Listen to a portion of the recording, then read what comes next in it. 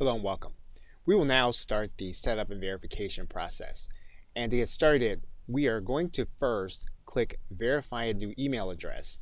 And if you are in sandbox mode when you start with AWS, you're going to need to verify the to address also. But we are going to start by verifying our from email address. We're going to do that by clicking verify a new email address. And when we get to this dialog box, we're going to put in the email address that we want to verify. And then we're going to click verify this email address.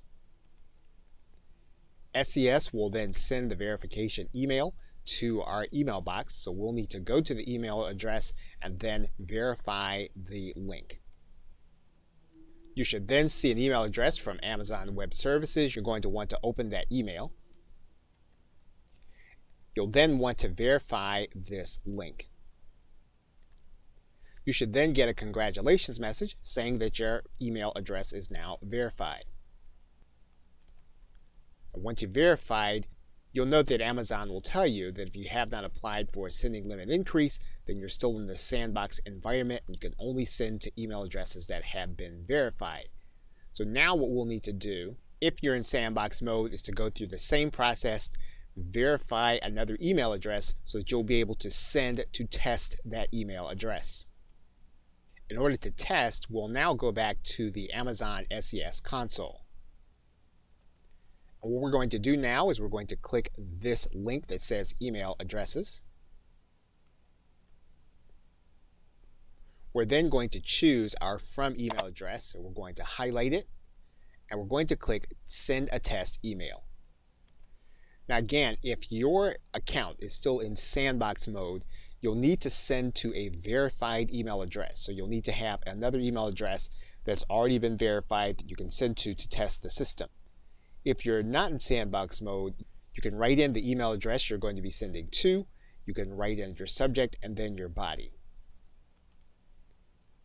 And once you've written the email, you can then click send test email. You should then be able to go to your inbox and then see the email that has been sent. And if you do, that means that the system is working properly. In order to begin using Amazon SES, you are going to need to move out of the sandbox mode. And if you are still in, you are going to need to go through a few steps. First, you're going to need to visit this particular link. And this is where you're going to open up a request to move out of the SES sandbox. You're going to choose your region for sending, and then you're going to determine your sending quota or your send rate. You can actually request to be out of the sandbox and request a sending increase at the same time. So you can do that right here. The most important part of this process is that you are going to tell Amazon how you intend to use the SES system. You're going to want to tell them how you're going to build and acquire your mailing list. You're going to tell them how you're going to handle any bounces or complaints. You're going to tell them how people are going to be able to unsubscribe from your mailing list and how you're going to respond to those requests. And then you're going to tell them how you arrived at the number in terms of a sending increase that you requested. And once you submit, this request is going to take one entire business day to evaluate. Now, Amazon also says this, quote, if you want to have your account removed from the sandbox but you don't want a sending limit increase, specify either a daily sending quota of 200 or a maximum send rate of 1, depending on the value you choose for limit. These are the limits that Amazon SES applies by default to all accounts in the sandbox. So this will get you out of the sandbox without raising your sending limit so that you can continue to test the system. Okay, so with that, thanks, and I will see you in another video. Hello and welcome. Now in this video, we are going to verify our domain that we're going to be using with Amazon SES. And to do that, we're going to go to the Identity Management tab inside of SES.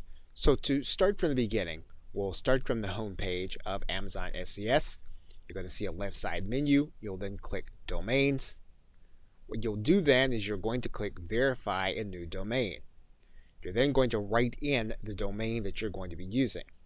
You're then going to want to click the Generate DKIM settings. then you'll want to click Verify this domain. You'll then get a set of information that you're going to be using with your host. And when you do this, it's going to take about 48 hours in order for you to verify the domain fully and for it to propagate. Now, in some cases, you will then take this information and give it to your host.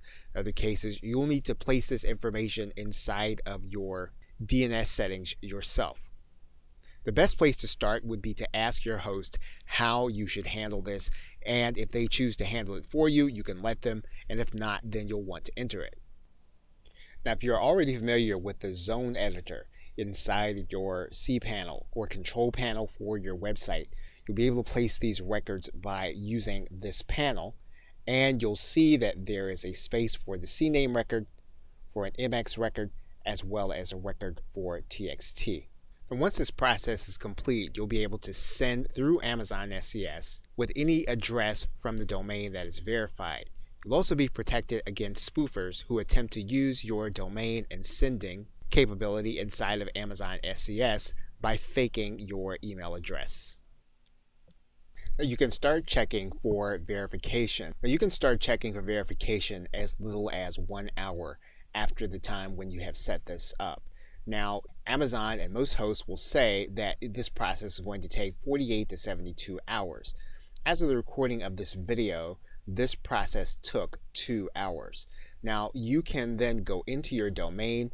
If you click the drop-down menu, you'll see that the DKIM settings are all verified, as well as your mail from domain is now in place, and your domain is now ready to be used. Okay, so with that, thanks, and I will see you in another video. Hello and welcome. Now, in looking at the email that you received from Amazon SES, what you'll notice is that this email address, which is the from email address, actually is the one that you set up, plus you see the word via, and then it says amazonses.com. Now, this is an email address that indicates that you are sending through Amazon SES. You can control this appearance so that this is something custom that will look like it came from your domain. You do that through the sender policy framework, and there are 2 steps to the process. We're going to go over one of those steps in this video. When you come back to your home screen, what you're going to do is you're going to go to your email addresses that you set up, and you're going to go to the email address that you are setting up and that you're working with. You'll then reach to the very top bar here and then click View Details. And when you click View Details, what you're going to do is go to the bottom level and then click this drop-down arrow, and you're going to click Set Mail from Domain. And what you're going to need to do is you're going to need to set up a subdomain that you're going to be using. In this case, we're going to name our subdomain, and then we're going to click Set Mail from Domain. And once again, you will then need to publish this to your DNS settings, and you'll either need to use the cPanel zone editor, or if you work with your host to do this, you'll want to give this information to your host so that they can add it to your DNS. Now, once we've added this information to our DNS, it's going to be another 48 to 72 hours before we can use it and expect to see it render properly inside of our email. So for now, we're just going to close up this dialog box and wait for the propagation. And what we'll see in Amazon SES is that this is going to say pending verification until our system is correct. Okay, so with that, thanks, and I will see you in another video. Now, although we already have our DKIM set up through our domain verification process, we're going to go to our email address and we're going to set up our notifications. And this is the second part of the process. And we're going to go into our email addresses. We are then going to go back to the email address and we're going to click View Details. When we get to these details, we're going to then click the Notifications link and we're going to click the down arrow, and then we're going to click Edit Configuration. Now, by default, We have email feedback forwarding on. That means then we're going to get bounce and complete notifications sent to us by the email address that we have on file. What we're going to do is we're going to make sure that we have our bounces, complaints, and delivery set up by topic. So we're going to click here to create a new Amazon SNS topic. Once we do that, we're going to click create topic. And then we're going to select the topic for our bounces. And we will select the one that we want. And then we'll do the same process for complaints and deliveries. Once we have our topics, we will then save this configuration. Then we will get notifications for bounces, complaints, and deliveries sent to our email, again, with specific topics in the email. And with that, we now have a basic setup for us to begin connecting our account to front-end systems for transactional email as well as notifications. Okay, so with that, thanks, and I will see you in another video.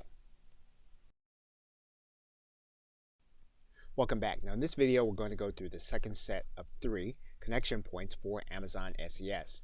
And you're looking at moonmail.com. Moonmail.com is an open source email marketing system. Now for context, it is used by international brands such as Warner Brothers and Nespresso. Paid pricing starts at $15.99 a month for 25,000 recipients. Now FormGet is a cloud-based service and is a little more expensive than the others. However, do not have to go through a setup and maintenance process. And it does compare favorably to other email marketing systems in that you can send to 100,000 subscribers for $79 a month.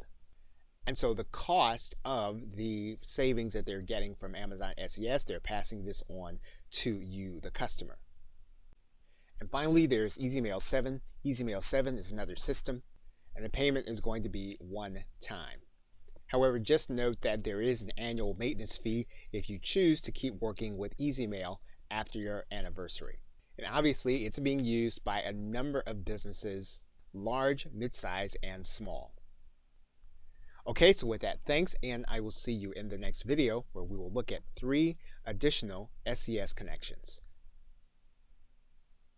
Welcome back. Now in this video, we're going to look at the last of the 3 connection points that we're going to survey with Amazon SES. And you're looking at EasySendy Pro. It says that it's designed for a user base of about 5,000, which would be considered to be a smaller mid-sized business. And the pricing is again considered favorable to autoresponder companies, where you'll see that $59 a month would be for 100,000 subscribers. Now, EasySendy Pro is designed to work with a number of SMTP services, including Amazon SES as well as SendGrid and others. Another system is Mautic. Mautic is open source and free to get started. Now there is a pro version that does offer additional features and has a variable pricing method. And finally, there is Agile CRM. Agile CRM is another cloud-based company that works with other larger and web-based businesses.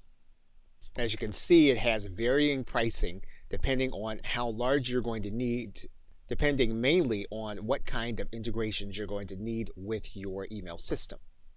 And as you can see, 50,000 contacts will be as low as $29 a month. So you can use Amazon SES either with a server-based system where you are going to maintain the software, or with a cloud-based system where you're going to allow someone else to maintain the system and then connect to your Amazon SES as your marketing communication system. Obviously, there are cost considerations, so you'll need to make sure if you choose the route of lesser cost that it's not offset by needing to maintain your server. Okay, so with that, thanks, and I will see you in another video. Hello and welcome. Now in this video, we are going to be discussing the pricing for Amazon SES. And assuming that you don't have an account, we're going to go to the pricing link right here at the top. Now, if you scroll all the way to the bottom, you're going to notice that you can start using SES at a free tier at no cost. What this will allow you to do is, if you are a new Amazon AWS customer, you'll be able to send the first 62,000 messages through Amazon SES absolutely free, in addition to having 1,000 inbound messages per month. Now, after the first 62,000, you'll pay 10 cents per 1,000 emails sent afterward. Now, this only applies if you're going to be using the application from inside of Amazon SES. If you choose to use another client or another application that uses Amazon SES, then the price you'll pay is 10 cents per 1,000 emails sent. Now, there is also pricing for receiving email. However, we're not going to cover that portion in this particular course. Now, if you want to get an idea of what you'll be paying every month, you can always use the AWS Simple Monthly Calculator. And all you'll need to do is to put in the information based on what you have with Amazon SES. This will give you an estimate of what you'll be paying at the end of your month. Now, for some users, it'll be necessary to get a dedicated IP address, as this helps with deliverability. A dedicated IP address is going to be $24.95 per month, and that'll be in addition to the services that you are using. It's likely that if you choose to use Amazon as your email provider that you will not be using attachments. However, if you do, there is a separate charge for attachments, and that charge is going to be, over the course of the month, 12 cents per gigabyte of attachments that you send.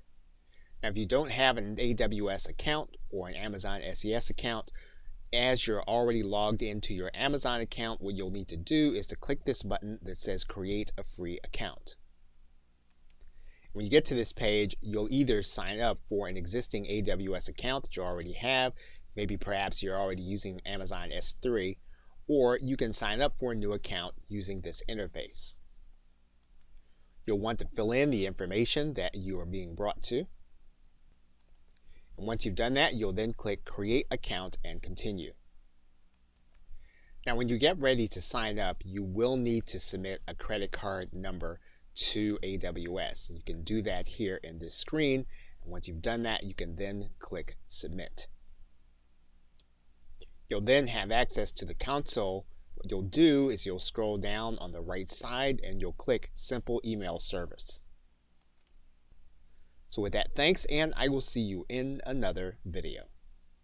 In conclusion, you've now seen various connection points for Amazon SES if you want to use it as an email marketing communication system. And undoubtedly, you now have to make a decision about which one is going to fit your business best. But the first thing you'll want to do is to make sure you've walked through the entire process of authenticating your email as well as your domain, so you'll be ready both to use Amazon SES as your transactional email system as well as your email marketing communication system. Now, if you want to see an example of setting up your SMTP system with an interface, there is one along with this course. You can see the example of a connection between ClickFunnels, which is a cloud-based marketing system, and Amazon SES through the SMTP. Regardless, you can then begin monitoring your email through the various systems that Amazon SES gives you in your console panel. So with that, thanks, and I'll see you either in another video or in another course. Welcome back. Now in this video, we want to talk about the common uses for Amazon SES.